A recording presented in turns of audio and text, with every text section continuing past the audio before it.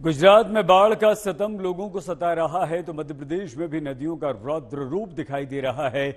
मध्य प्रदेश में नदियां खतरे के निशान के ऊपर बह रही हैं। पुल के ऊपर कई फीट तक पानी लोगों को डरा रहा है।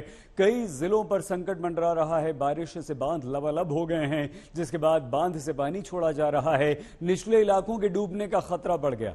अब मध्य प्रदेश के मुख्यमंत्री शिवराज सिंह चौहान ने खुद ग्राउंड जीरो पर मोर्चा संभाल लिया है।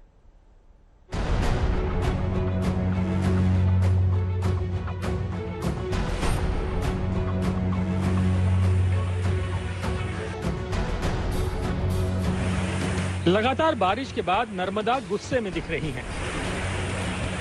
इंदिरा सागर और ओंकारेश्वर बांध के गेट खोल दिए गए हैं। डैम ओवरफ्लो हुए तो पानी छोड़ना मजबूरी बन गया। देखिए कैसे ओंकारेश्वर बांध के 23 गेट खोलने के बाद लग रहा है जैसे आतिशबाजी के बाद धुआं निकल रहा हो। बरगी, तवा और हंडिया डैम से लगातार पानी का डिस्चार्ज हो रहा है। पानी छोड़ा गया तो नर्मदा के किनारे बसे इलाकों पर डूबने का खतरा मंडराने लगा। खतरे की आशंका को देखते हुए खंडवा से इंदौर के बीच मोड़ टक्का पुल पर आवाजाही रोक दी गई। बरगी के, तवा के और हांडिया डैम से निरंतर पानी का डिस्चार्ज हो रहा है। उसी को दृष्टिगत रखते हुए प्रिकॉशनरी मेजर के रूप में अभी वर्तमान में ओंकारेश्वर से 16,500 क्यूमेक्स पानी डिस्चार्ज हो रहा है और जो भी मोड़ टक्का जो लेवल है वो 164.5 है।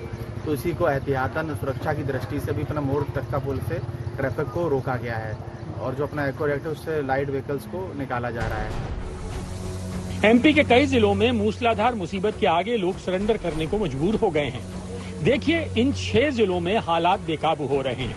नर्मदापुरम हो या रतलाम, गुना हो या हरदा, राजगढ़ हो या विदिशा, शहरों से लेकर गांव तक सैलाब का सितम दिख रहा है। ये गुना की चोपेट नदी है। यहाँ पुल को पार करते वक्त 2 लोग बह गए। पानी का बहाव इतना तेज था कि कार समेत दोनों लोग बहकर कितनी दूर निकल गए ये अब तक पता नहीं चल सका है। दोनों लोगों की तलाश में रेस्क्यू ऑपरेशन जारी है। आगर मालवा में भी हालात परेशान करने वाले हैं। नदियां उफान पर हैं। पुलों के ऊपर तक बाढ़ का कहर देखा जा रहा है, लेकिन फिर भी लोग जान जोखिम में डालकर सफर कर रहे हैं। मंदिर में दर्शन करने आए कुछ लोगों की कार बंद हुई तो लोगों को धक्का लगाना पड़ा। रायसेन में बारिश के बाद बाढ़ डरा रही है। भोपाल से सटे मंडीदीप के पास बाफना नदी में पानी इतना बढ़ गया कि नदी किनारे बना एक कॉलेज सैलाब में घिर गया। वहीं दिल्ली नागपुर रेलवे ट्रैक पर रेलवे ब्रिज से कुछ फीट नीचे तक पानी पहुंच गया है। मध्य प्रदेश में लगातार हो रही मूसलाधार बारिश के बाद जो तमाम नदी नाले हैं वो किस तरीके से उफन गए हैं वो आप तस्वीरों में देखिए। ये देखिए, ये दिल्ली नागपुर रेल रूट जो है उसकी तस्वीर हम आपको दिखा रहे हैं रायसेन जिले में।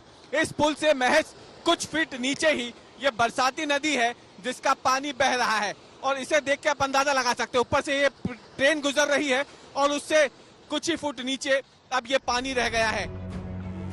श्योपुर में पार्वती नदी का जल स्तर लगातार बढ़ता जा रहा है। श्योपुर का राजस्थान के बारा और कोटा से संपर्क कट गया है। श्योपुर बारा हाईवे पर कुहांजापुर पुल बाढ़ के पानी में डूबने से आवाजाही रोक दी गई।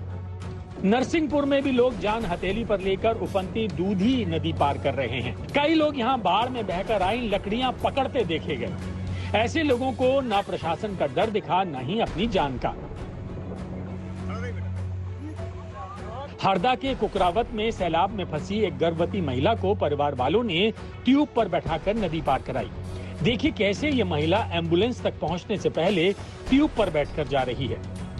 हालांकि मुख्यमंत्री शिवराज सिंह चौहान लगातार ग्राउंड जीरो पर जाकर लोगों का दर्द साझा कर रहे हैं और रिव्यू मीटिंग कर अधिकारियों को जरूरी निर्देश दे रहे हैं।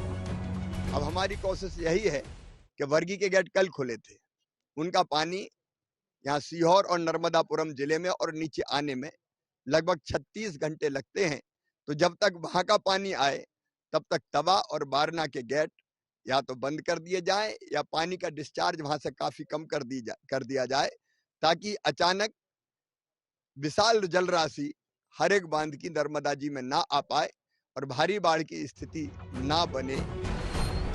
जिस तरह मूसलाधार बारिश लोगों की मुसीबतें बढ़ा रही हैं, उससे लोग अब यही कह रहे हैं कि हे इंद्रदेव अब बस करो।